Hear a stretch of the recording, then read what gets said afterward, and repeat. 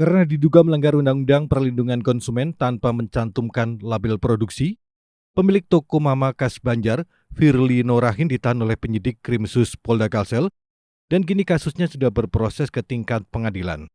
Dari keterangan penyelidikan oleh aparat Krimsus atas jumlah produk dagangan ikan kering, udang beku serta beberapa produk sirup olahan UMKM di Kota Banjarbaru yang dijajakan Firly tidak mencantumkan label produksi dan kadaluarsa. Informasi diperoleh, dalam kasus ini penyidik mengamankan 973 item dari 35 jenis produk bernilai total 30 juta. Yang disita pada 11 Desember 2024, surat penyitaan sendiri diakui baru diserahkan pada 16 Desember 2024.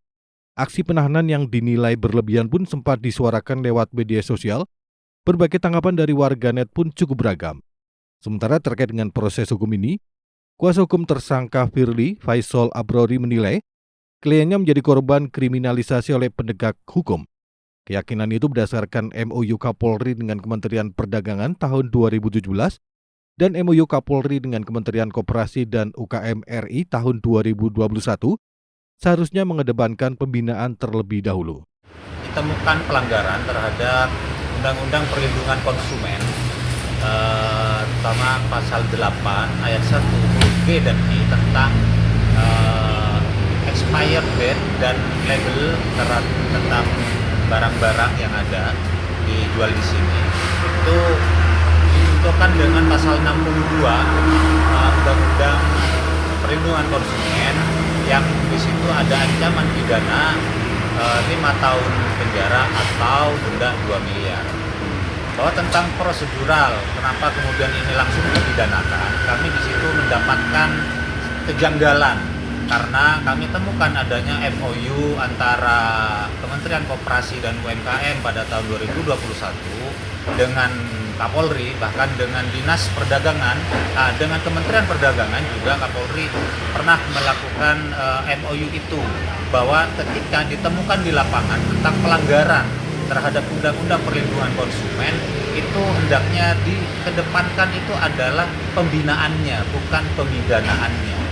Jadi kami melihat di sini lebih syarat kriminalisasi terhadap pelaku UMKM ini. Sementara itu, Ani Adriani, istri tersangka Firly berharap ada peninjauan hukum kembali terhadap suaminya, mengingat sebagian besar produk yang mereka kelola dan jual merupakan milik pengusaha UMKM yang dititipkan. Yang paling sedih itu suami saya, Pak,